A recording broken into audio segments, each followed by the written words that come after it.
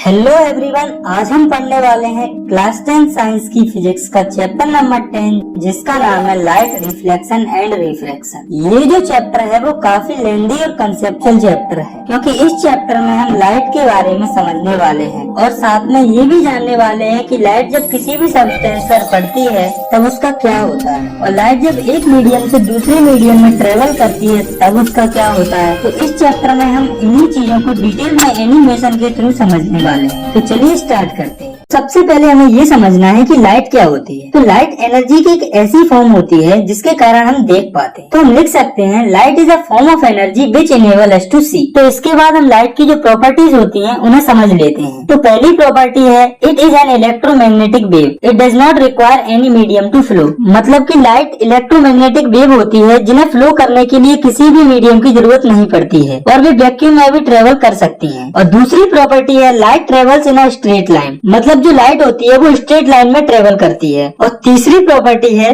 The speed of light in vacuum और in air is 3 × 10⁸ metre पर second. मतलब कि जो लाइट की स्पीड होती है वैक्यूम या फिर एयर में वो होती है 3 × 10⁸ मीटर पर सेकेंड। और चौथी प्रॉपर्टी होती है इट हैज ड्यूअल नेचर। मतलब कि जो लाइट होती है उसमें दो नेचर होते हैं, जो कि है पार्टिकल नेचर और वेव नेचर। तो लाइट जो है वो इन दोनों नेचर में प्रेजेंट होती है। और पांचवी प्रॉपर्टी है वो है लाइट कास्ट शैडो। मतलब कि जो लाइट होती है वो शैडो फॉर्म करती है। मतलब कि लाइट जब किसी भी सब्सटेंस पर पड़ती है तो उसके अपोजिट डायरेक्शन में शैडोज फॉर्म करती है। और सिक्स्थ जो प्रॉपर्टी है लाइट की वो है when light fall on a surface then these two phenomenon can occur, that is reflection और रिफ्रैक्शन। मतलब कि जब लाइट किसी भी सरफेस पर पड़ती है तो हमें दो फिनोमिनन देखने को मिल सकते हैं, जो कि है रिफ्लेक्शन एंड रिफ्रैक्शन। तो अब हम इन दोनों टर्म को एक एक करके डिटेल में समझते हैं। तो सबसे पहले हम समझते हैं रिफ्लेक्शन ऑफ लाइट को। तो the phenomena of bouncing back of light raise in the same medium on striking a smooth surface is called reflection of light. मतलब कि ऐसा फिनोमिनन जिसमें जब लाइट रेज किसी स्मूथ सरफेस पर पड़ती हैं तो वह सेम मीडियम में वापस उसी सरफेस पर बाउंस बैक हो जाती है, जैसा कि आप इस डायग्राम में देख पा रहे होंगे। तो अब हम समझते हैं लॉज ऑफ रिफ्लेक्शन। तो बेसिकली रिफ्लेक्शन के दो लॉज होते हैं और उन्हें समझने के लिए हमें कुछ टर्म्स को डायग्राम की हेल्प से समझना पड़ेगा। तो अब आप इस डायग्राम को देखिए, इसके अंदर ये है प्लेन मिरर और ये है नॉर्मल, जो कि प्लेन मिरर पर परपेंडिकुलर होती है। तो आप सपोज कीजिए कि कोई लाइट रे मिरर की तरफ आ रही है, तो जो लाइट रे मिरर की तरफ आ रही है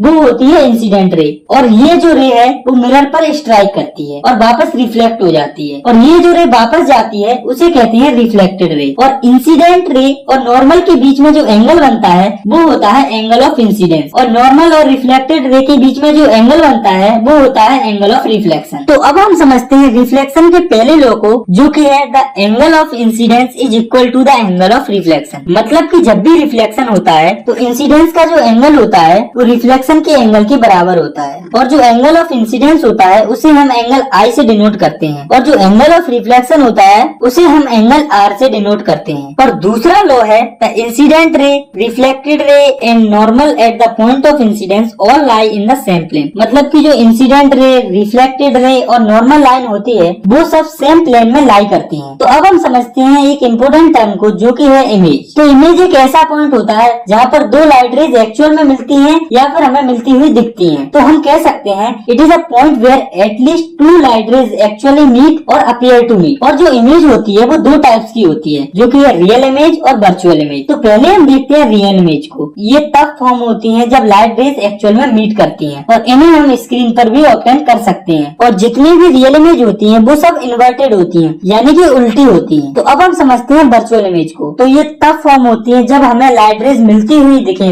और वो एक्चुअल में मीट ना करें, और इन्हें हम स्क्रीन पर ऑब्टेन नहीं कर सकते। और जितनी भी वर्चुअल इमेज होती हैं वो इरेक्ट होती हैं, मतलब कि सीधी होती हैं। तो इमेज को समझने के बाद अब हम ये समझते हैं कि मिरर क्या होते हैं और ये कितने टाइप्स के होते हैं और इनके यूजेस क्या क्या होते हैं। तो मिरर जो है वो एक पॉलिश सरफेस होती है जो कि लगभग सभी लाइट जो कि उस पर इंसिडेंस होती है उन्हें रिफ्लेक्ट करता है। तो हम लिख सकते हैं it is a polished surface which reflects almost all the lights incident on it. और मिरर जो है वो दो टाइप्स के होते हैं, जो कि है प्लेन मिरर और स्फेरिकल मिरर। तो पहले हम समझते हैं कि प्लेन मिरर क्या होते हैं। तो if the reflecting surface of mirror is plane then the mirror is called plane mirror. मतलब कि अगर मिरर की रिफ्लेक्टिंग सरफेस प्लेन है तो उसे हम प्लेन मिरर कहते हैं। तो अब हम देखते हैं कि जो प्लेन मिरर होते हैं उन पर इमेजेस किस तरह से फॉर्म होती हैं। तो ये है एक प्लेन मिरर और इसका रिफ्लेक्टिंग सरफेस इस तरफ है और इधर इसकी पॉलिशिंग की गई है। तो मान लो ये रखा है हमारा ऑब्जेक्ट मिरर के सामने। तो अब हम ऑब्जेक्ट से मिरर की तरफ ये रे ड्रॉ करेंगे और ये जो रे है वो मिरर पर स्ट्राइक करेगी और उसी पाथ पर वापस आ जाएगी और आगे की तरफ निकल जाएगी। तो अब हम एक और रे ड्रॉ करेंगे ऑब्जेक्ट से मिरर की फुट की तरफ, यानी कि यहाँ पर। तो जब आप इस रे को ड्रॉ करेंगे तो ये जो रे है वो इस तरह से रिफ्लेक्ट हो जाएगी। तो अब आप इस लाइन को नॉर्मल मान लीजिए और ये जो एंगल है वो इस एंगल के बराबर होगा। और क्यों होगा, ये हम लॉ ऑफ रिफ्लेक्शन के फर्स्ट लॉ में पढ़ चुके हैं। तो अब आप दोनों रिफ्लेक्टेड रे को ध्यान से देखिए। तो ये दोनों जो रे हैं वो एक दूसरे से दूर जा रही हैं और इन दोनों के बीच में जो डिस्टेंस है वो बढ़ता जा रहा है। तो ये दो रेस एक्चुअल में इस साइड तो मीट नहीं करेंगी। तो अगर ये मीट नहीं करेंगी तो इमेज कैसे फॉर्म होगी, डोंट वरी, अभी समझते हैं इसे। तो इधर तो ये रेस मीट करने से रही। तो अब आप इधर देखिए, अगर हम इधर की तरफ दो इमेजिनरी रेस को ड्रॉ करें तो ये दोनों रेज आपस में मिल जाएंगी। तो आपको एक बात याद रखनी है कि जो प्लेन मिरर होता है उसमें रिफ्लेक्टेड रेज एक्चुअल में आपस में नहीं मिलती, बल्कि उन्हें इमेजिनरी लाइंस के थ्रू जोड़ दिया जाता है। तो अब हम देखते हैं कि प्लेन मिरर के द्वारा जो इमेज फॉर्म होती है उसके क्या क्या कैरेक्टरिस्टिक्स होते हैं। तो प्लेन मिरर की इमेज का सबसे पहला कैरेक्टर है the image formed is always virtual and erect. मतलब कि प्लेन मिरर में जो इमेज फॉर्म होती है वो रेस की एक्चुअल कॉन्टेक्ट से फॉर्म नहीं होती और जो इमेज फॉर्म होती है वो हमेशा सीधी होती है। और दूसरा जो कैरेक्टर है वो है the size of image is equal to size of object. मतलब कि जो इमेज फॉर्म होती है उसका साइज ऑब्जेक्ट के साइज के बराबर होता है। और तीसरा कैरेक्टर है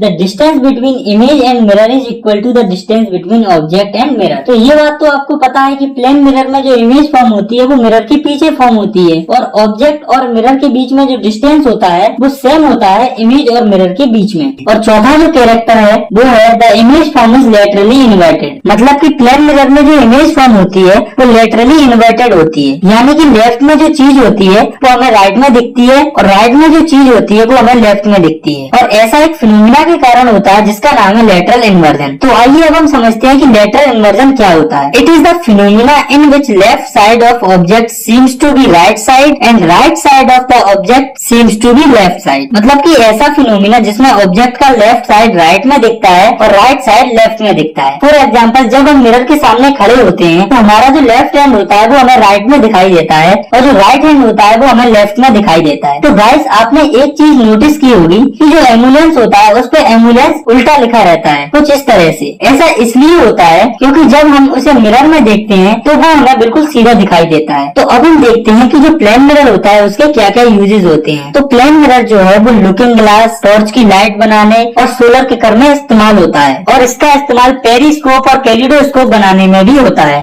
तो अब हम समझते हैं दूसरे टाइप के मिरर को, जो कि है स्पेरिकल मिरर। तो if the reflecting surface of the mirror is curved inward और outward then the mirror is called spherical mirror. मतलब कि अगर मिरर का रिफ्लेक्टिंग सरफेस अंदर की तरफ कर्व्ड हो या बाहर की तरफ कर्व्ड हो उसे हम स्पेरिकल मिरर कहते हैं। और स्पेरिकल मिरर जो है वो दो टाइप्स के होते हैं, जो कि है कॉनकेव मिरर और कॉन्वेक्स मिरर। तो concave mirror are the mirror with inward curved reflecting surface. मतलब कि कॉनकेव मिरर वे मिरर होते हैं जिनकी रिफ्लेक्टिंग सरफेस अंदर की तरफ कर्व्ड होती है, जैसा कि आप इस डायग्राम में देख सकते हैं। और जब भी कोई लाइट की बीम इन मिरर पर पड़ती है तो वो कन्वर्ज हो जाती है, यानी कि एक जगह पर इकट्ठी हो जाती है। इसलिए इन मिरर को कन्वर्जेंट मिरर भी कहा जाता है। फॉर एग्जाम्पल, अगर हम किसी भी शाइनिंग स्पून की कर्व सरफेस को देखें तो उसे भी हम एक कॉनकेव मिरर कंसीडर कर सकते हैं। और convex mirror are the mirror with outward curved reflecting surface. मतलब कि कॉन्वेक्स मिरर वो मिरर होते हैं जिनमें रिफ्लेक्टिंग सरफेस आउटवर्ड कर्व्ड होती है, जैसा कि आप इस डायग्राम में देख रहे हैं। और जब भी कोई लाइट की बीम इन मिरर्स पर पड़ती है तो वो डाइवर्ज हो जाती है, यानी कि अलग अलग हो जाती है। इसलिए इन मिरर्स को डाइवर्जेंट मिरर भी कहा जाता है। फॉर एग्जाम्पल, आप किसी भी शाइनिंग स्पून की आउटर सरफेस को कॉन्वेक्स मिरर कंसीडर कर सकते हैं। तो चलिए अब हम स्पेरिकल मिरर से रिलेटेड कुछ इंपोर्टेंट टर्म्स को समझ लेते हैं। तो ये है एक स्पेरिकल मिरर जो कि इस स्फीयर से कट किया गया है। तो स्पेरिकल मिरर के जो सेंटर में पाया जाता है वो होता है पोल, जिसे हम कैपिटल P से डिनोट करते हैं। और जिस स्फीयर से स्पेरिकल मिरर को कट किया जाता है उसके सेंटर को हम कहते हैं सेंटर ऑफ कर्वेचर, जिसे हम कैपिटल C से डिनोट करते हैं। और जिस भी स्फीयर से ये कट किया जाता है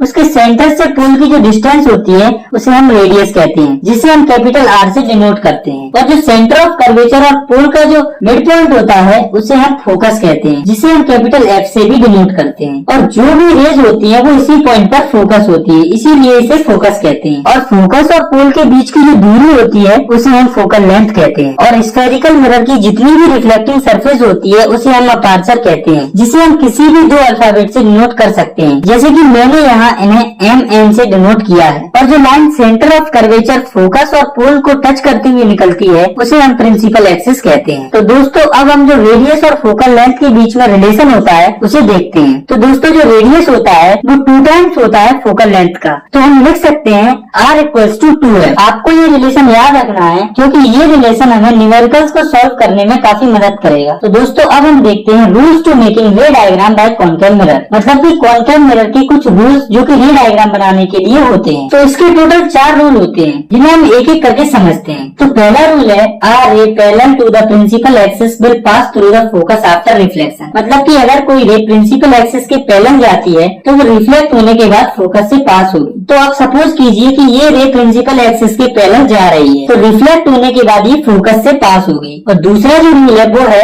a ray incident through focus after reflection it will parallel to principal axis, मतलब कि अगर कोई रे फोकस के थ्रू मिरर पर आ रही है तो रिफ्लेक्ट होने के बाद प्रिंसिपल एक्सिस के पैरेलल हो जाएगी, जैसा कि आप इस डायग्राम में देख सकते हैं। और तीसरा रूल है अ रे pass through centre of curvature is reflected back on same path, मतलब कि अगर कोई रे सेंटर ऑफ कर्वेचर से पास हो रही है तो रिफ्लेक्ट होने के बाद उसी पाथ पर वापस आ जाएगी। तो आप सपोज करो कि ये कोई रे है जो कि सेंटर ऑफ कर्वेचर से पास हो रही है, तो वो रे जब रिफ्लेक्ट होगी तो वो वापस उसी बात पर आ जाएगी। और चौथा जो रूल है वो है a ray incident on pole is reflected making an equal angle, मतलब कि अगर कोई रे पोल पर आ रही है तो रिफ्लेक्ट होने के बाद वो रे सेम एंगल बनाते हुए निकल जाएगी। तो आप सपोज कीजिए कि ये एक रे है जो कि पोल पर आ रही है और एंगल बना रही है 45 डिग्री का। तो जब ये रे रिफ्लेक्ट होगी उसके बाद ये रे 45 डिग्री का ही एंगल बनाएगी, मतलब कि ये वाला एंगल और ये वाला एंगल बराबर होगा। तो अब हम देखते हैं formation of image by concave mirror for different position of object, यानी कि कॉनकेव मिरर में इमेज का फॉर्मेशन ऑब्जेक्ट की पोजीशन के अकॉर्डिंग। तो इसके टोटल 6 केसेस होते हैं जिन्हें हम एक एक करके समझने वाले हैं। तो सबसे पहला केस है जब ऑब्जेक्ट इन्फिनिटी पर हो, तो इसे हम डायग्राम की मदद से समझते हैं। तो सपोज कीजिए ये कुछ रेज है जो कि ऑब्जेक्ट से आ रही है जो कि इन्फिनिटी पर रखा हुआ है। तो ये जो रे आ रही है वो सब प्रिंसिपल एक्सिस के पैरेलल आ रही है। तो जब ये रे मिरर से टकराएंगी तो रिफ्लेक्ट होने के बाद ये फोकस से गुजरेंगी, यानी कि अलग अलग रे फोकस पर मिलेगी और यही फोकस पर इमेज भी फॉर्म होगी, क्योंकि जहाँ पर 2 या 2 से अधिक रेज मिलती हैं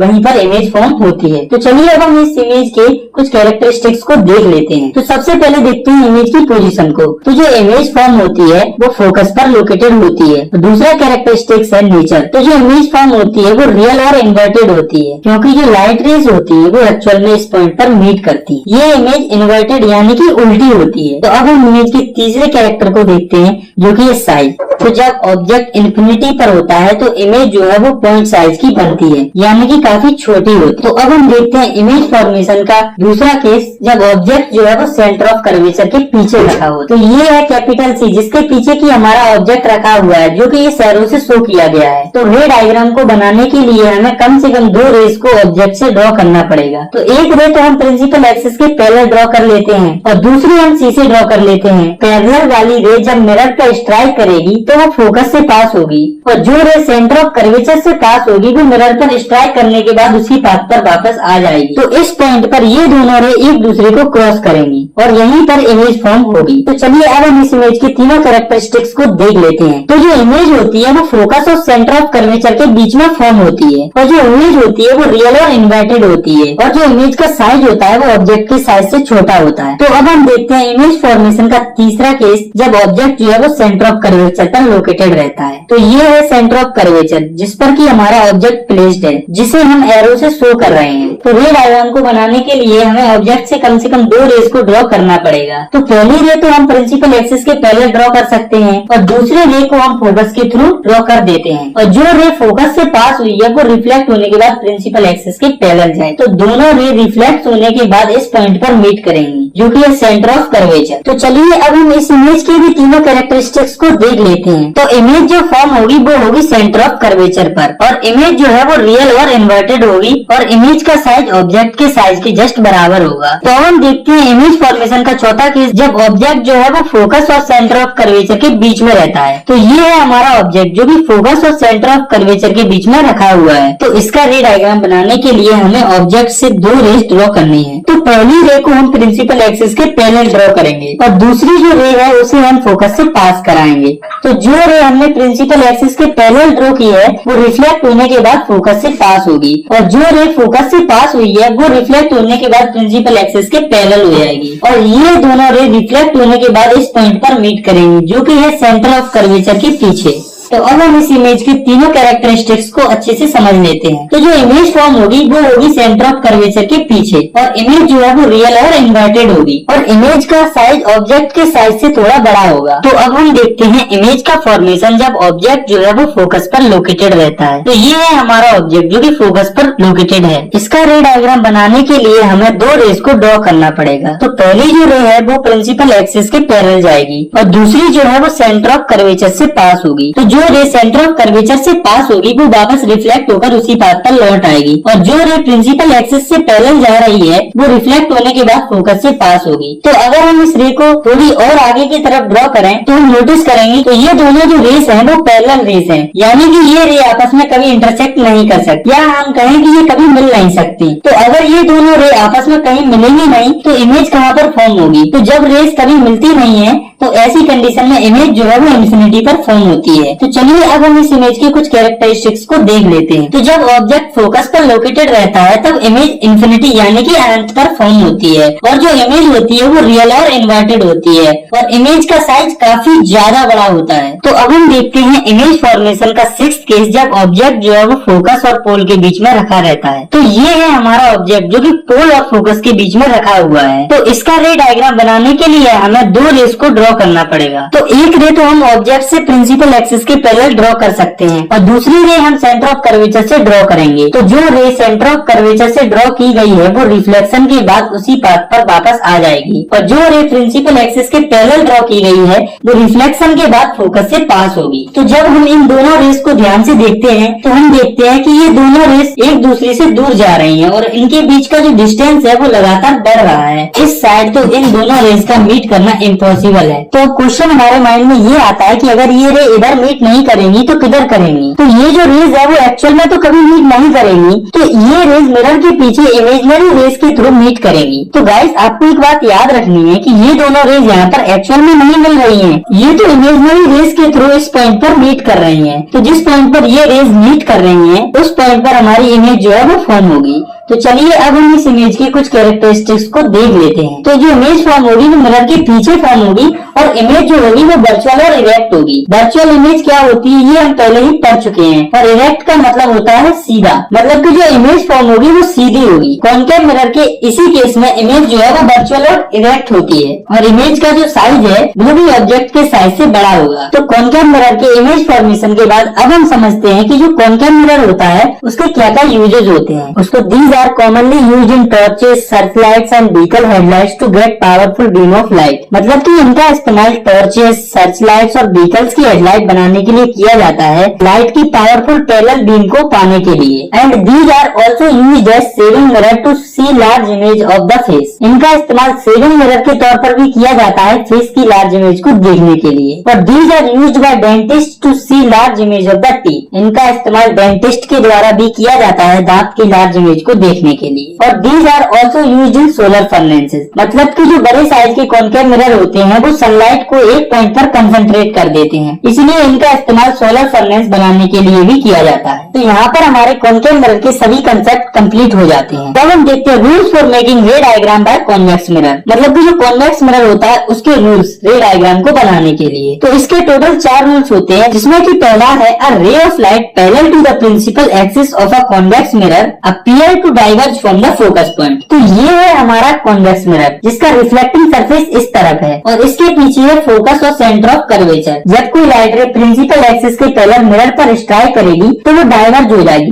क्योंकि कॉन्वेक्स मिरर जो है वो डाइवर्जिंग मिरर होते हैं। तो जब रे मिरर से डाइवर्ज होगी तो हमें ऐसा लगेगा कि ये रे जो है वो इस फोकस पॉइंट से डाइवर्ज हुई है। जैसे कि जब कोई पर्सन इस लाइट रे को इस पॉइंट से देखेगा तो ऐसा लगेगा कि ये लाइट रे फोकस से आ रही हो, यानी कि हम इस रिफ्लेक्टेड रे के अपोजिट साइड में एक सीधी इमेजिनरी लाइन ड्रॉ कर देते हैं तो हमें ऐसा दिखेगा कि वो फोकस से क्रॉस कर रही हो। और दूसरा जो रूल है वो है a ray is directed toward the focus of the convex mirror with parallel to the principal axis. मतलब कि अगर कोई रे कॉन्वेक्स मिरर के फोकस की तरफ आ रही हो तो वो रिफ्लेक्ट होने के बाद प्रिंसिपल एक्सिस के पैरेलल हो जाएगी। तो आप सपोज कीजिए कि ये एक रे है जो कि कॉन्वेक्स मिरर के फोकस की तरफ आ रही है, लेकिन ये फोकस तक पहुंचने से पहले मिरर से रिफ्लेक्ट होकर प्रिंसिपल एक्सिस के पैरेलल हो जाएगी। तो जब आप उस इंसिडेंट रे से एक इमेजिनरी लाइन ड्रॉ करोगे फोकस की तरफ तो आप देखोगे कि इस तरह की लाइन जो फोकस की तरफ आने से पहले रिफ्लेक्ट हो जाती है वो प्रिंसिपल एक्सिस के पैरेलल जाती है। तीसरा जो रूल है अ रे directed toward the centre of curvature reflect back on the same path. मतलब कि अगर कोई भी रे कॉन्वेक्स मिरर में सेंटर ऑफ कर्वेचर की तरफ आ रही है तो वो सेंटर ऑफ कर्वेचर पर आने से पहले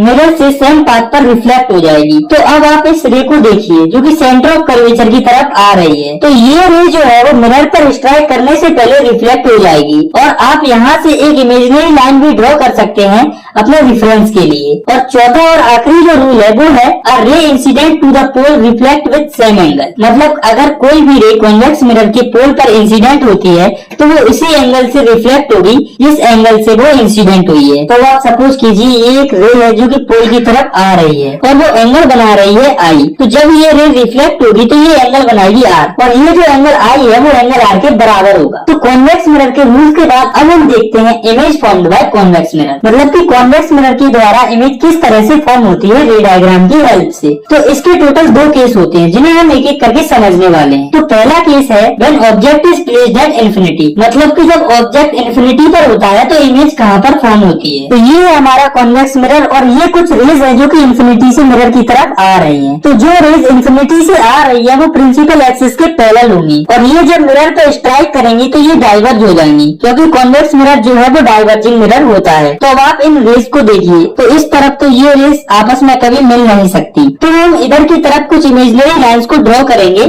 आप लोग ये बात जानते हैं कि जब कोई लाइट रे प्रिंसिपल एक्सिस के पैरेलल जाती है तो वो फोकस से पास होती है। तो ये जो सभी इमेजिनरी लाइंस है वो फोकस से पास होंगी। तो चलिए अब हम इस इमेज के कुछ कैरेक्टरिस्टिक्स को देख लेते हैं। तो इमेज जो है वो फोकस पर बनेगी और इमेज का नेचर वर्चुअल और इरेक्ट होगा और इमेज जो है वो पॉइंट साइज की बनेगी। तो अब हम देखते हैं इमेज फॉर्मेशन का दूसरा केस, जब ऑब्जेक्ट जो है वो इन्फिनिटी और पोल के बीच में रहता है। तो ये है हमारा ऑब्जेक्ट जो कि इन्फिनिटी और पोल के बीच में रखा हुआ है। तो अब हम देखते हैं कि जब हम इस ऑब्जेक्ट से 2 रे ड्रॉ करेंगे तो इमेज कहाँ पर फॉर्म होगी। तो हम इस ऑब्जेक्ट से 2 रे ड्रॉ करेंगे, एक प्रिंसिपल एक्सिस के पैरेलल और दूसरी सेंटर ऑफ कर्वेचर की तरफ। तो ये बात तो आप जानते हैं कि ये एक डाइवर्जिंग मिरर है, तो इधर तो ये रेज आपस में कभी मिलने नहीं वाली। तो हम इन रेज को 2 इमेजिनरी लाइंस के थ्रू इस साइड मीट करवा देते हैं। तो चलिए अब हम इस इमेज की कुछ कैरेक्टरिस्टिक्स को देख लेते हैं। तो जो हमारी इमेज होगी वो मिरर के पीछे प्रिंसिपल फोकस और पोल के बीच में बनेगी और इमेज वर्चुअल और इरेक्ट होगी और इमेज का साइज ऑब्जेक्ट के साइज से छोटा होगा। तो चलिए अब हम देखते हैं कि जो कॉन्वेक्स मिरर होता है उसके क्या क्या यूजेज होते हैं। These are commonly used as rear view mirrors in vehicle. मतलब कि इनका इस्तेमाल व्हीकल्स में रियर व्यू मिरर के तौर पर किया जाता है, क्योंकि ये जो है वो सीधी इमेज बनाते हैं छोटे साइज में और ये वाइडर फील्ड ऑफ व्यू देते हैं, क्योंकि ये एक डाइवर्जिंग मिरर होते हैं जिसके कारण हम दूर के ऑब्जेक्ट को भी आसानी से व्हीकल में देख पाते हैं। और इसका दूसरा यूज है these are used in shops as security mirror. मतलब कि इनका इस्तेमाल शॉप्स में सिक्योरिटी मिरर के तौर पर किया जाता है। तो अब आप सपोज कीजिए कि ये है एक शॉप का काउंटर जिस पर की शॉपकीपर बैठा हुआ है और यहाँ पर एक कॉन्वेक्स मिरर लगा हुआ है। तो कॉन्वेक्स मिरर एक डाइवर्जिंग मिरर होता है जिसके कारण वह ज्यादा एरिया कवर करता है अदर मिरर्स के कंपैरिजन में। तो शॉपकीपर अब एक जगह बैठकर पूरी दुकान पर नजर रख सकता है कॉन्वेक्स मिरर की हेल्प से। और these are also used in sunglasses and telescope. तो कॉन्वेक्स मिरर का इस्तेमाल सनग्लासेस और टेलीस्कोप बनाने में भी किया जाता है। तो चलिए अब हम समझते हैं एक बहुत ही इम्पोर्टेंट टॉपिक को, जो कि है न्यू कारेस्टियन साइन कन्वेंशन। अगर हम न्यूमेरिकल पॉइंट ऑफ व्यू से देखें तो इस चैप्टर का सबसे इम्पोर्टेंट टॉपिक यही है। तो आइए इसे हम अच्छे से समझते हैं। इसके द्वारा ही हमें पता चलेगा कि जो भी वैल्यूज हम रखेंगे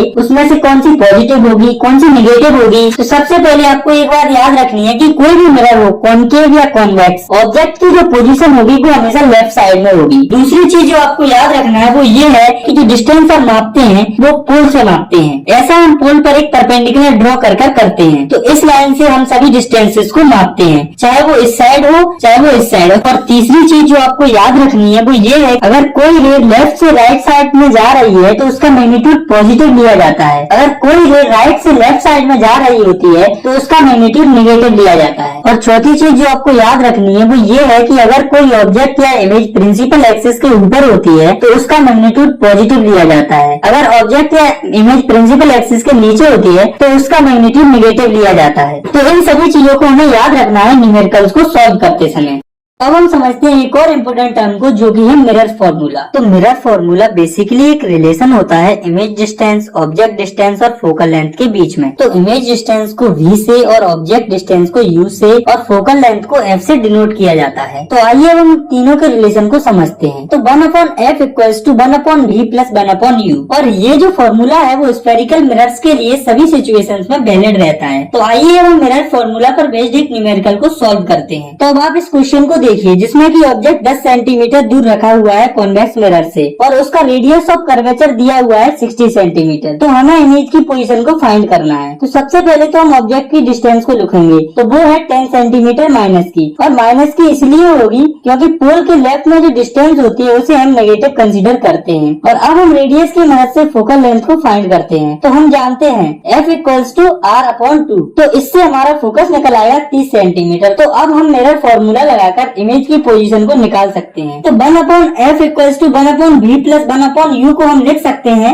1/v equals to 1/f minus 1/u। तो जब हम इस इक्वेशन में वैल्यूज को पुट करेंगे तो जो हमारे इमेज डिस्टेंस आएगी वो होगी 7.5 सेंटीमीटर। इसके बाद अब हमें समझना है मैग्निफिकेशन ऑफ स्फेरिकल मिरर। तो आइए जानते हैं कि मैग्निफिकेशन क्या होता है। तो it is the ratio of height of image to the height of object. मतलब कि ये जो है वो रेशियो होता है इमेज की हाइट और ऑब्जेक्ट की हाइट का। तो हम लिख सकते हैं m equals to height of image upon height of object. जो हाइट ऑफ इमेज है उसे h डैश से रिप्रेजेंट किया गया है और जो हाइट ऑफ ऑब्जेक्ट है उसे s से रिप्रेजेंट किया गया है। और मैग्निफिकेशन का एक और फॉर्मूला होता है जो कि है m equals to minus v upon u। यानी कि मैग्निफिकेशन इक्वल्स टू माइनस में इमेज का डिस्टेंस अपॉन ऑब्जेक्ट डिस्टेंस। तो इसे हम मान लेते हैं हमारी पहली इक्वेशन और ये हो जाएगी हमारी सेकंड इक्वेशन। तो इन दोनों इक्वेशन से हम एक कंक्लूजन निकाल सकते हैं जो कि है m equals to minus b upon u equals to h dash upon h। तो इस फॉर्मूले को आपको याद रखना है क्योंकि ये न्यूमेरिकल्स को सॉल्व करने में हमारी काफी मदद करेगा। तो दोस्तों आपको एक बात याद रखनी है कि कॉन्वेक्स मिरर के लिए मैग्निफिकेशन हमेशा पॉजिटिव होता है और कॉन्वेक्स मिरर के लिए मैग्निफिकेशन पॉजिटिव और नेगेटिव दोनों हो सकता है। तो चलिए अब हम मैग्निफिकेशन पर बेस्ड एक न्यूमेरिकल को सॉल्व करते हैं। तो अब आप इस क्वेश्चन को देखिए जिसमें कि एक ऑब्जेक्ट कॉनकेव मिरर के सामने 12 सेंटीमीटर की डिस्टेंस पर रखा हुआ है जो कि रियल इमेज फॉर्म कर रहा है जो कि ऑब्जेक्ट के साइज से 4 गुना बड़ी है। तो हमें मिरर से इमेज की डिस्टेंस को फाइंड करना है। तो आइए अब हम इसे सॉल्व करते हैं। तो सबसे पहले तो हम ऑब्जेक्ट की डिस्टेंस को लिखते हैं जो कि होगी 12 सेंटीमीटर माइनस की और इमेज जो है वो ऑब्जेक्ट के साइज की 4 गुनी है। तो मैग्निफिकेशन हो जाएगा माइनस का 4।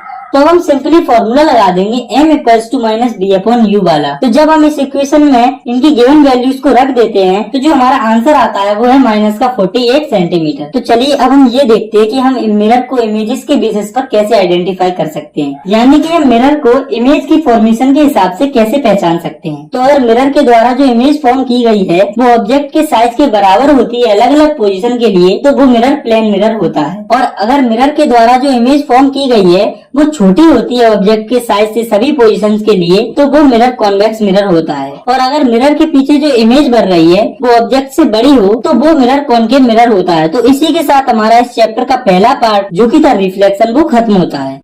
तो अब हम समझते हैं इस चैप्टर का दूसरा पार्ट जो कि है refraction, the phenomena of change in path of light rays as it passes from one medium to another medium. मतलब कि ऐसा फिनोमिना जिसमें लाइट की पाथ चेंज हो जाती है जब वह एक मीडियम से दूसरे मीडियम में जाती है। और ये होता क्यों है? तो ये इसलिए होता है क्योंकि लाइट जब एक मीडियम से दूसरे मीडियम में जाती है तो उसकी स्पीड चेंज हो जाती है। तो अब आपको ये तो पता चल गया कि जब लाइट एक मीडियम से दूसरे मीडियम में जाती है तो उसकी स्पीड चेंज हो जाती है और वो बेंड हो जाती है। तो अब हम ये जानते हैं कि लाइट कब किधर बेंड होती है। तो जब लाइट जो है वो रेयर मीडियम से डेंसर मीडियम में जाती है तो वो नॉर्मल की तरफ बेंड होती है। तो इस केस में एंगल ऑफ इंसिडेंस जो है वो एंगल ऑफ रिफ्रैक्शन से ज्यादा होता है। लेकिन इन सबसे पहले हम ये जान लेते हैं कि ये रेयर और डेंसर मीडियम आकर होते क्या हैं। तो रेयर मीडियम वो मीडियम होते हैं जिसमें की लाइट की स्पीड ज्यादा होती है, और डेंसर मीडियम वो मीडियम होते हैं जिसमें की लाइट की स्पीड कम होती है। और जब लाइट जो है वो डेंसर मीडियम से रेयर मीडियम में जाती है तो वो नॉर्मल से दूर बेंड होती है। एंगल ऑफ रिफ्रैक्शन जो है वो एंगल ऑफ इंसिडेंस से ज्यादा होता है। और आपको ये बात याद रखनी है कि लाइट की स्पीड सबसे ज्यादा वैक्यूम में होती है, जो कि होती है 3 × 10⁸ मीटर पर सेकेंड। बाकी किसी भी मीडियम में लाइट की स्पीड इससे कम होती है। तो चलिए अब हम रिफ्रैक्शन के कुछ एग्जांपल्स को देख लेते हैं। तो पहला एग्जांपल है the bottom of swimming pool appears higher, यानी कि स्विमिंग पूल का जो तल होता है वो हमें एक्चुअल से थोड़ा ऊपर दिखता है। ऐसा इसलिए होता है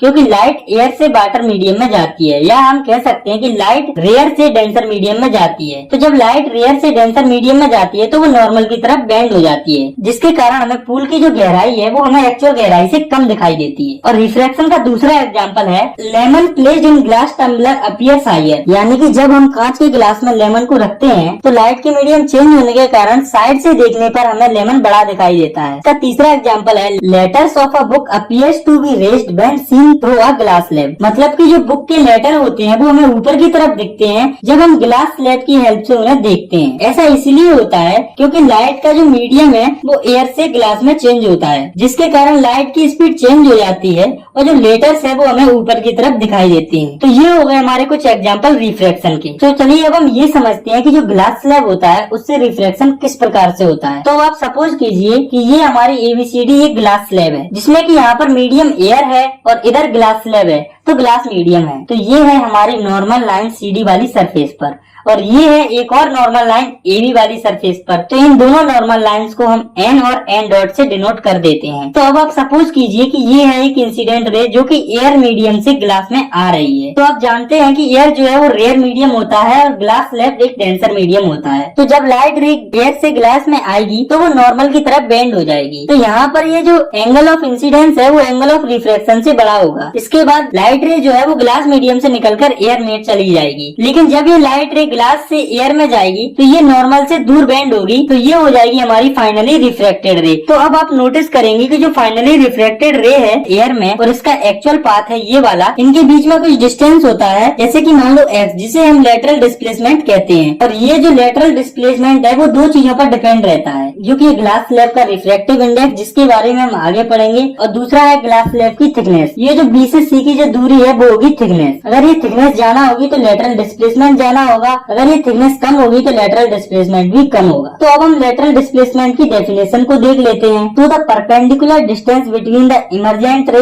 and incident ray when the light passes out of a glass slab is called lateral displacement. तो इमर्जेंट रे और इंसिडेंट रे के बीच में जो परपेंडिकुलर डिस्टेंस होती है जब लाइट जो है वो ग्लास स्लैब से पास होती है उसे हम लेटरल डिस्प्लेसमेंट कहते हैं। तो अब हम आगे बढ़ते हैं और देखते हैं लॉज ऑफ रिफ्रैक्शन। तो जो रिफ्रैक्शन होता है उसके दो लॉज होते हैं, जिसमें कि पहला है द इंसिडेंट रे, refracted ray and the normal to the interface of two transparent medium at the point of incidence all lie in the same plane। यानी कि जो इंसिडेंट रे, रिफ्रैक्टेड रे और नॉर्मल लाइन होती है दोनों मीडियम के इंटरफेस पर, ये तीनों जो है वो सेम प्लेन में लाई करती हैं। और रिफ्रैक्शन का दूसरा लॉ है the ratio of sine of angle of incidence to the sine of angle of refraction for light of a given colour is constant for a given pair of medium. It is also called Snell law. It is expressed as sine I upon sine R। मतलब कि जो sine of angle of incidence और sine of angle of refraction का जो ratio होता है किसी भी गिवन मीडियम के लिए वो कांस्टेंट होता है, और इसी को हम स्नेल लॉ ऑफ रिफ्लेक्शन भी कहते हैं। इसे हम दो डायग्राम से भी समझ सकते हैं। तो ये है दो पॉइंट जिनमें कि एंगल ऑफ इंसिडेंस और एंगल ऑफ रिफ्लेक्शन अलग अलग दिया है। तो अगर इन दोनों का मीडियम जो है वो सेम होगा तो इनका sine I upon sine R का जो रेशियो है वो भी सेम होगा। तो अब हम समझते हैं कि रिफ्रैक्टिव इंडेक्स क्या होता है। तो it is the ratio of speed of light in a given pair of medium, यानी कि ये जो है वो रेशियो होता है लाइट की स्पीड का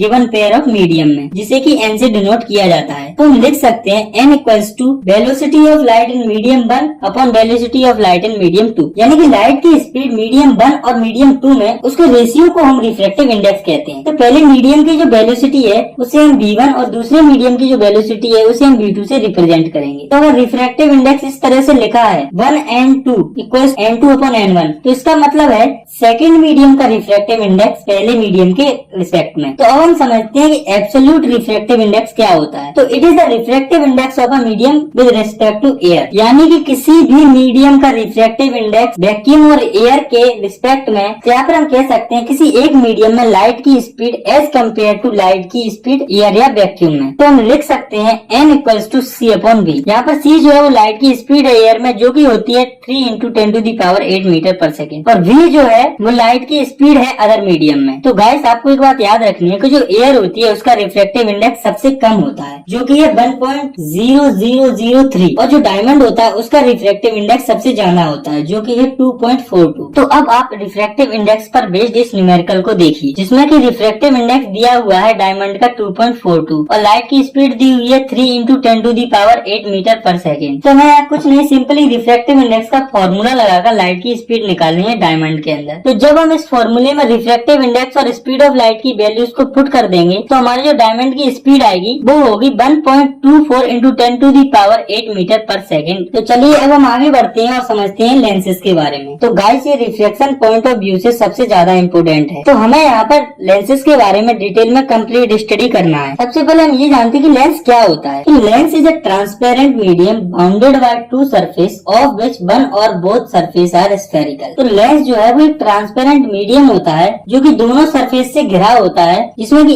एक या दोनों सरफेस स्फेरिकल होती हैं। तो लेंस जो है वो दो टाइप्स के होते हैं, जो कि कॉन्वेक्स लेंस और कॉनकेव लेंस। तो अब हम ये समझते हैं कि हम कैसे पहचानेंगे कौन सा लेंस कॉन्वेक्स है और कौन सा लेंस कॉनकेव है। तो कॉन्वेक्स लेंस जो है वो कॉर्नर से पतला होता है और सेंटर से मोटा होता है, और ये जो है वो लाइट रेज को कन्वर्ज करता है, इसीलिए इन्हें हम कन्वर्जिंग लेंस भी कहते हैं। और जो कॉनकेव लेंस है वो कॉर्नर्स पर थिक यानी कि मोटा होता है और ये सेंटर पर पतला होता है। ये जो है वो लाइट रेज को डाइवर्ज करता है, इसीलिए इसे डाइवर्जिंग लेंस भी कहते हैं। तो चलिए अब हम लेंसेज से रिलेटेड कुछ इंपोर्टेंट टर्म्स को समझ लेते हैं। तो सबसे पहले हम समझते हैं ऑप्टिकल सेंटर को। तो लेंस का जो सेंटर पॉइंट होता है उसे हम ऑप्टिकल सेंटर कहते हैं, ये वाला पॉइंट, और इसे कैपिटल O से रिप्रेजेंट किया जाता है। और इस पॉइंट से लाइट रेज जो है वो बिना किसी डिफ्लेक्शन के पास होती है। तो अब हम देखते हैं कि लेंस में सेंटर ऑफ कर्वेचर कहाँ पर होता है और ये क्या होता है। तो ये जो है वो स्फीयर का सेंटर होता है जिसका लेंस पार्ट होता है, इसे कैपिटल C से रिप्रेजेंट किया जाता है। और जो कॉनकेव और कॉन्वेक्स लेंस होते हैं वो स्फीयर के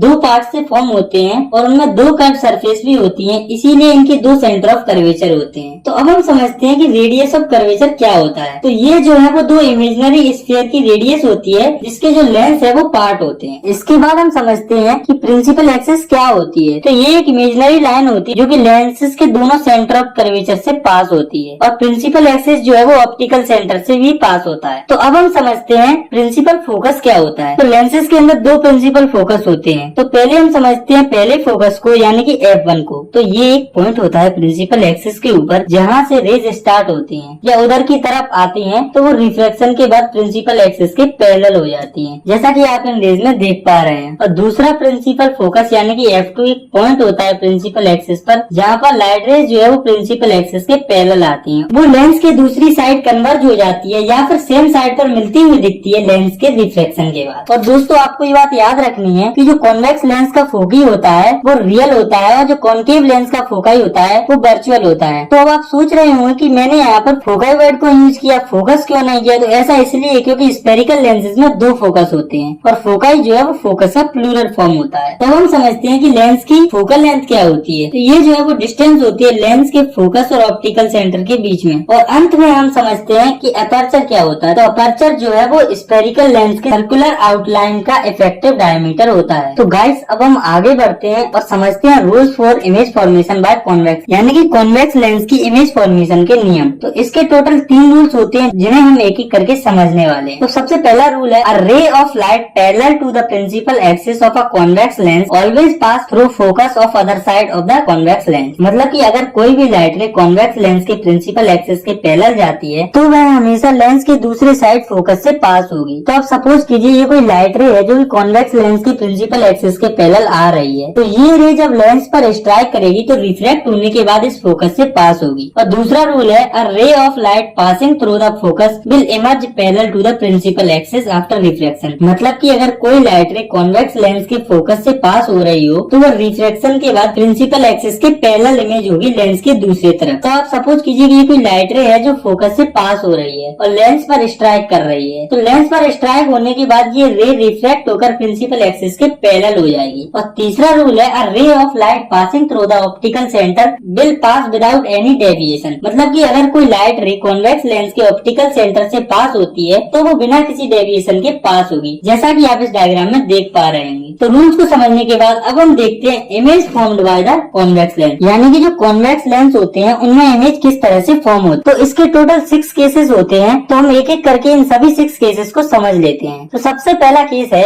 जब ऑब्जेक्ट इन्फिनिटी पर हो। तो चलिए रे डायग्राम की हेल्प से इसकी इमेज को फॉर्म करते हैं। तो मान लो कि ये जो ऑब्जेक्ट है वो इन्फिनिटी पर रखा हुआ है और वहीं से कुछ पैरेलल रेज कॉन्वेक्स लेंस की तरफ आ रही हैं। तो जब ये रे लेंस पर स्ट्राइक करेंगी तो ये सभी रेज फोकस से क्रॉस करेंगी, जैसा कि हम कॉन्वेक्स लेंस की इमेज फॉर्मेशन के रूल्स में पढ़ चुके हैं। तो जैसा कि आप जानते हैं कि जिस पॉइंट पर 2 या 2 से अधिक लाइट रेज मिलती हैं वहीं पर इमेज फॉर्म होती है। तो चलिए अब हम इस इमेज के कुछ कैरेक्टरिस्टिक्स को देख लेते हैं। तो जो इमेज फॉर्म होगी वो दूसरे फोकस यानी कि f2 पर फॉर्म होगी और जो इमेज होगी वो रियल और इन्वर्टेड होगी, यानी कि लाइट रेज यहाँ पर एक्चुअल में मीट करेंगी और इमेज इन्वर्टेड यानी कि उल्टी होगी। इसी के साथ साथ इमेज जो है वो एक्सट्रीमली डिमिनिश्ड यानी कि काफी ज्यादा छोटी होगी। तो अब हम इमेज फॉर्मेशन का दूसरा केस देखते हैं जब ऑब्जेक्ट जो है वो सेंटर ऑफ कर्वेचर या फिर 2f2 के पीछे रखा होता है। तो ये हमारा ऑब्जेक्ट रखा हुआ है सेंटर ऑफ कर्वेचर के पीछे। तो यहाँ से इमेज फॉर्मेशन करने के लिए हमें कम से कम 2 रेज ड्रॉ करनी पड़ेंगी। तो एक रे तो हम प्रिंसिपल एक्सिस के पैरेलल ड्रॉ कर लेंगे। तो ये रे हमने ड्रॉ की प्रिंसिपल एक्सिस के पैरेलल, तो ये रे रिफ्लेक्शन के बाद फोकस से पास हो जाएगी। और एक रे हम ड्रॉ कर लेते हैं ऑप्टिकल सेंटर की तरफ। तो ये जो रे है वो बिना किसी डेविएशन के लेंस से सीधी पास हो जाएगी। तो अब आप देखिए कि ये दोनों जो रे है वो इस पॉइंट पर मिल रही है, तो इमेज यहीं पर फॉर्म होगी। तो अब हम इस फॉर्म्ड इमेज के कुछ कैरेक्टरिस्टिक्स को देख लेते हैं। तो ये इमेज जो है वो दूसरे फोकस यानी कि f2 और दूसरे सेंटर ऑफ कर्वेचर यानी कि c2 के बीच में बनेगी और इमेज का जो नेचर है वो रियल और इन्वर्टेड होगा। इसी के साथ साथ इमेज जो है वो डिमिनिश्ड यानी कि छोटी होती है। तो अब हम इमेज फॉर्मेशन के तीसरे केस को देखते हैं जब ऑब्जेक्ट जो है वो C1 पर रखा होता है। तो ये है हमारा ऑब्जेक्ट जो कि C1 पर रखा हुआ है। इसकी इमेज फॉर्म करने के लिए हम कम से कम 2 रे ड्रॉ करेंगे। तो एक रे हम ड्रॉ करेंगे प्रिंसिपल एक्सिस के पैरेलल और दूसरी रे हम ड्रॉ करेंगे ऑप्टिकल सेंटर से। तो जो रे प्रिंसिपल एक्सिस के पैरेलल है वो रिफ्लेक्ट होकर फोकस से पास हो जाएगी और जो रे ऑप्टिकल सेंटर से पास हो रही है वो बिना किसी डेविएशन के सीधे निकल जाएगी। तो अब आप देखिए कि ये दोनों जो रे है वो इस पॉइंट पर मीट कर रहे हैं, तो इमेज भी इसी पॉइंट पर फॉर्म होगी। तो अब हम इस इमेज के कुछ कैरेक्टरिस्टिक्स को देख लेते हैं। तो जो इमेज फॉर्म होगी वो C2 पर होगी और जो इमेज का नेचर है वो रियल और इन्वर्टेड होगा। इसी के साथ साथ इमेज का जो साइज है वो ऑब्जेक्ट के साइज के बराबर होगा। तो अब हम देखते हैं इमेज फॉर्मेशन का चौथा केस जब ऑब्जेक्ट जो है वो f1 और C1 के बीच में है। तो ये है हमारा ऑब्जेक्ट। इसकी इमेज फॉर्मेशन के लिए भी हम 2 रेज ड्रॉ करेंगे, एक जो प्रिंसिपल एक्सिस के पैरेलल होगी, दूसरी जो ऑप्टिकल सेंटर से पास होगी। तो पहली जो रे है ये वाली, ये रिफ्लेक्ट होने के बाद f2 से पास होगी और दूसरी रे है ये वाली, ये बिना किसी डेविएशन के सीधे जाएगी। तो अब आप देखिए कि ये दोनों जो रे हैं वो आपस में इस पॉइंट पर मिल रहे हैं, तो इमेज भी यहीं पर फॉर्म होगी। चलिए अब हम इस इमेज के कुछ कैरेक्टरिस्टिक्स को देख लेते हैं। तो ये जो इमेज है वो दूसरे सेंटर ऑफ कर्वेचर यानी कि C2 के पीछे फॉर्म होगी और इसका नेचर रियल और इन्वर्टेड होगा। इसके साथ साथ जो इमेज का साइज होता है वो ऑब्जेक्ट के साइज से मैग्नीफाइड यानी कि बड़ा होता है। तो अब हम देखते हैं इमेज फॉर्मेशन का पांचवा केस जब ऑब्जेक्ट जो है वो f1 पर लोकेटेड रहता है। तो ये है हमारा ऑब्जेक्ट जो कि फोकस पर रखा हुआ है। तो इमेज फॉर्मेशन के लिए हमें यहाँ से 2 रेज ड्रॉ करनी पड़ेंगी। तो पहली रे हम ड्रॉ करेंगे प्रिंसिपल एक्सिस के पैरेलल जो कि फोकस से पास होगी और दूसरी रे पास होगी ऑप्टिकल सेंटर से। तो ये रे बिना किसी डेविएशन के सीधे पास होगी। तो जब हम इन दोनों रेज को ध्यान से ऑब्जर्व करेंगे तो हमें पता चलेगा कि ये दोनों रेज पैरेलल रेज हैं जो कि आपस में कभी मिल नहीं सकती। तो ऐसे में इमेज के क्या कैरेक्टरिस्टिक्स होंगे आइए देखते हैं। तो ऐसे में जो इमेज है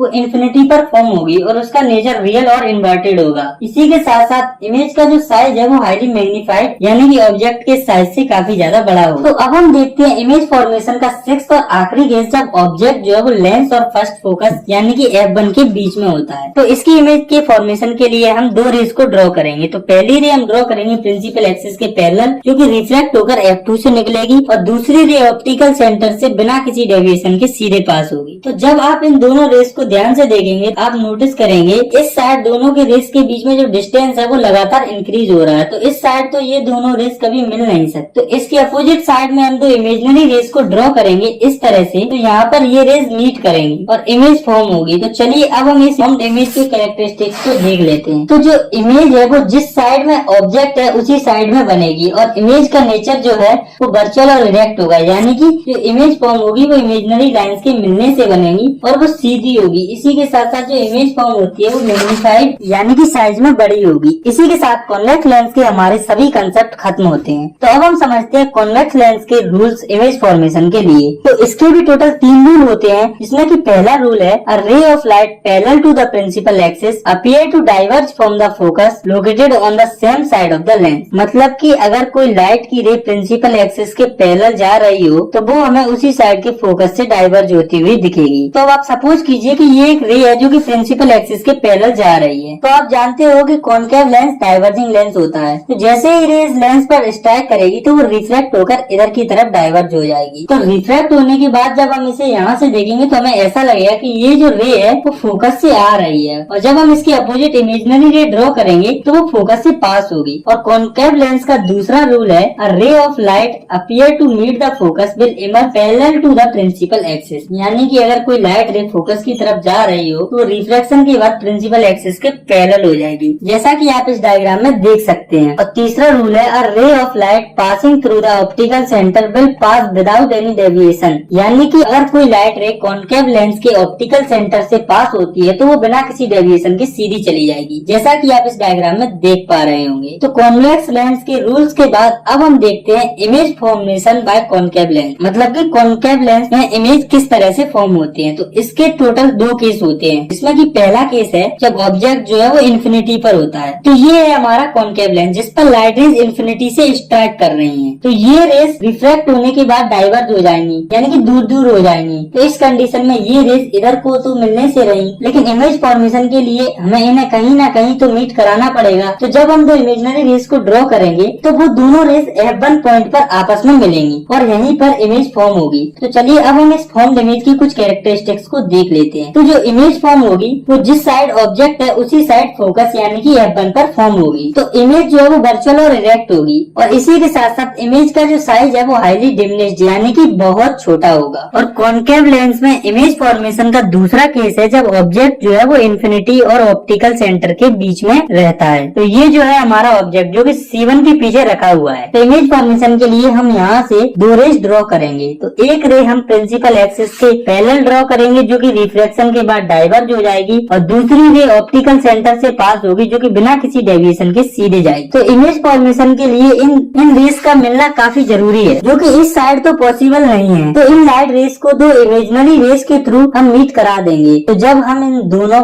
इमेजिनरी रेस को ड्रॉ करेंगे तो वो इस पॉइंट पर मीट करेंगे और इमेज यहीं पर फॉर्म होगी। तो चलिए अब हम इस इमेज की कैरेक्टरिस्टिक्स को देख लेते हैं। तो जो इमेज फॉर्म होगी वो फोकस और ऑप्टिकल सेंटर के बीच में फॉर्म होगी, लेंस के सेम साइड में जिस साइड में ऑब्जेक्ट है। और जो इमेज होगी वो वर्चुअल और इरेक्ट होगी। इसी के साथ साथ इमेज का जो साइज है वो डिमिनिश्ड यानी कि छोटा होगा। तो यहाँ पर हमारे कॉनकेव और कॉन्वेक्स लेंस के सभी कंसेप्ट क्लियर होते हैं। तो अब आगे बढ़ते हैं और समझते हैं sign convention for spherical lens. मतलब कि लेंसेज के लिए साइन कन्वेंशन कैसे होते हैं। तो लेंसेज के लिए जो साइन कन्वेंशन होते हैं वो बिल्कुल मिरर के जैसे ही होते हैं। तो गाइस आपको एक बात याद रखनी है कि कॉन्वेक्स लेंस की जो फोकल लेंथ होती है वो पॉजिटिव होती है, और कॉनकेव लेंस की जो फोकल लेंथ होती है वो निगेटिव होती है। तो अब हम लेंसेज के न्यूमेरिकल पॉइंट ऑफ व्यू से सबसे इम्पोर्टेंट टॉपिक को समझते हैं, जो कि है लेंस फॉर्मूला। तो ये जो है वो बेसिकली रिलेशन होता है ऑब्जेक्ट डिस्टेंस, इमेज डिस्टेंस और फोकल लेंथ के बीच में, जो कि होता है 1/f = 1/v - 1/u। यहाँ पर f जो है वो फोकल लेंथ को रिप्रेजेंट कर रहा है, v जो है वो इमेज डिस्टेंस को, और u जो है वो ऑब्जेक्ट डिस्टेंस को रिप्रेजेंट कर रहा है। तो चलिए अब हम लेंस फॉर्मूला पर बेस्ड एक न्यूमेरिकल को सॉल्व कर लेते हैं। तो ये हमें एक क्वेश्चन दिया गया है जिसमें कि ऑब्जेक्ट की डिस्टेंस दी है 25 सेंटीमीटर, लेकिन ये कॉनकेव लेंस है तो ऑब्जेक्ट की डिस्टेंस नेगेटिव होगी, और फोकल लेंथ हमें दी है 25 सेंटीमीटर। ये भी नेगेटिव होगी क्योंकि हमने पढ़ा है कि कॉनकेव लेंस की जो फोकल लेंथ होती है वो नेगेटिव होती है। तो हमें इमेज डिस्टेंस को फाइंड करने के लिए लेंस फॉर्मूले में इनकी वैल्यूज को पुट करना है। तो लेंस फॉर्मूले को हम इस तरह से भी लिख सकते हैं। तो जब हम इनमें वैल्यूज को पुट करेंगे तो हमारी जो इमेज डिस्टेंस आएगी वो होगी -12.5 सेंटीमीटर। तो अब हम इस इमेज के नेचर को देखते हैं। जैसा कि दिया हुआ है कि ऑब्जेक्ट जो है वो फोकस पर रखा हुआ है, तो इमेज वर्चुअल और इरेक्ट बनेगी, जो कि लेंस की उसी साइड पर बनेगी जिधर की ऑब्जेक्ट रखा हुआ है। इसी के साथ साथ जो इमेज फॉर्म होगी वो डिमिनिश्ड यानी कि छोटी बनेगी। तो आइए अब हम समझते हैं मैग्निफिकेशन ऑफ लेंस के बारे में। तो the ratio of height of image to the height of object is called magnification. मतलब कि ऑब्जेक्ट की हाइट से इमेज की हाइट के रेशियो को हम मैग्निफिकेशन कहते हैं। मैग्निफिकेशन को हम m से डिनोट करते हैं, तो हम इसे लिख सकते हैं